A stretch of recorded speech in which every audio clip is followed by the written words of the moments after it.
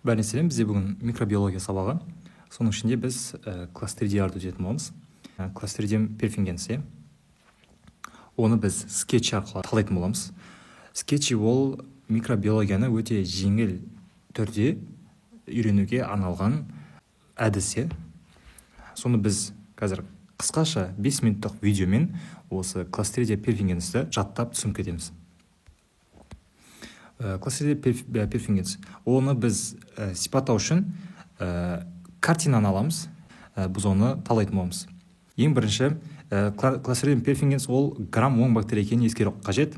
Оны біз түсіну үшін үйдің шатырына, яғни кафешка тұр ғой сол жақта, соның жоғары жағына қарасақ, ол фиолетовый түспен боялған, сол бізде грамм оң бактерия екенін білдіреді. Яғни біз бактерияны бояған кезде фиолетовый түсті өзіне сіңіріп алады. Сол арқылы біз микроскоппен қараған кезде осы күлгін түсті дейді ғой, көретін боламыз. Ең жиі кездесетін симптом дейді ғой, осы кластридиум перфингенс кезінде ол көлік апаты кезінде өте жоғары болатын жарақаттар, және де соғыс кезінде кластридиум перфингенс өте жиі кездескен деп айтады. Себебі ол соғыс кезінде солдаттар көп жарақат алатын, сол кезде оларда ашық жаралар көп болатын, сол арқылы спора болады ғой, спора түседі. Осы кластридиум перфингенс солар ашық жараларға еніп кететін болады. Сол үшін біз сол жаққа солдатты белгіледік, яғни уже ассоциация болу керек бізде. Жол апатын көрсетіп қойдық былайша айтқанда.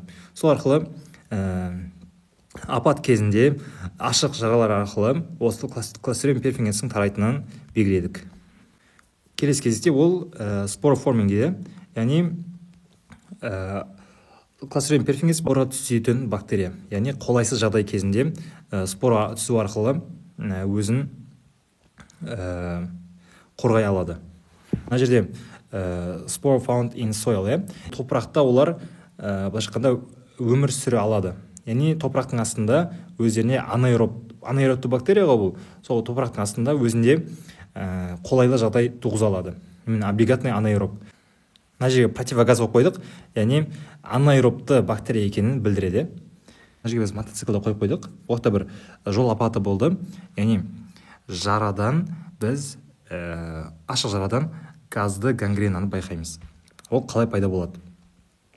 Яғни бактериялар карбоангидраз ферментінің әсерінен жарақаттан газ шығады былайша айтқанда. И міне жазып қойған ғой, организм produces gas under the tissue. Тіннен осылай газ шығару арқылы кластридиум перфингенс екенін нақтылай түсеміз. Келесі белгісі альфа деп қыстырғышқа іліп қойдық былайша айтқанда. Қазір қыстырғыштың маңызын түсіндіретін боламын. Кластридиум перфингенс бізде альфа токсин бөледі.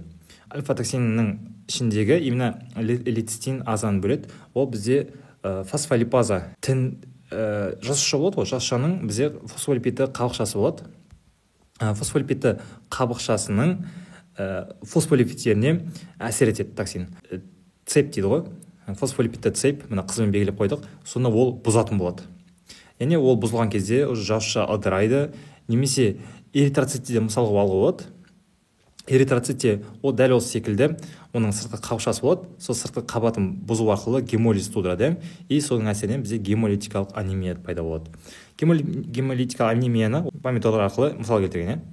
Микроскоппен қараған кезде қандай белгілері туындайды? Қандай белгісі арқылы біз кластридиум перфингенс екенін анықтаймыз? Double zone of hemolysis on blood agar дейді. Яғни қызыл агармен бояған кезде гемолитикалық екі сызықты тудырады. Сол арқылы біз микроскоппен оны ажырата аламыз басқа кластридиум топтарынан. Емі ол пенициллин тобы, пенициллин тобының G түрі. Яғни 4 деген ол тамыр ішіне енгізу деген білдіреді. Әйел адамды көрсетіп қойған, бейнелеген. Солында карандаш түрі ол пенсил. Пенсил деген ассоциация жасақ, ол пенициллин дегенге келеді. Сол арқылы біз пенициллин G емі екенін айта аламыз. Сол жара пайда болған жерде біз хирургиялық жолмен обработка жасап, осы пенициллинді енгізген кезде ғана оның әсері болады. Жараны обработка жасамасақ, ол дәрінің әсері болмай қалады. Яғни ол ішке қарай еніп кете алмай қалады. Енді клиникасына келетін болсақ, жерге мынандай бір май секілді сұйықтық және slow деп знакты қойып қойғанбыз. Ол нені білдіреді? Егер Clostridium perfringens ішке түскен кезде баяу дамитын сулы диареяны тудырады. Неге баяу дамитын? Себебі Clostridium perfringenстің спорасы организмге піспеген тағам немесе басқа да жолдармен түскен кезде ол организмге түскеннен кейін ғана ол токсиндерін бөле бастайды. Яғни бұны асқазанға түскен кезде ол токсиндері бөлінеді, сол арқылы ол кейіннен немесе баяу дамитын диареяны тудырады. Айтылған заттарды бір түйіндейтін болсақ, ең бірінші альфа-токсин түзеді. Міне альфа-токсин, соның ішінде лецитиназа, яғни фосфолипаза ферменті, ол клеткаларды бұзады, деградацияға ұшырайды клеткалар. Оның кейінгі deep penetrating wounds, терең жаралар, немесе бір автомобильный происшествие кезінде жара пайда болады, сол жара арқылы споралары организмге түседі. Food poisoning, тамақпен улану, бізде баяу туындайтын диарея, себебі споралар организмге түскеннен кейін асқазанда токсиндерді бөле бастайды. Анаэроб, топырақта өмір сүре алады. Жараға спора түскен кезде газды гангрена пайда болады, яғни бактерия газ түзетін болады.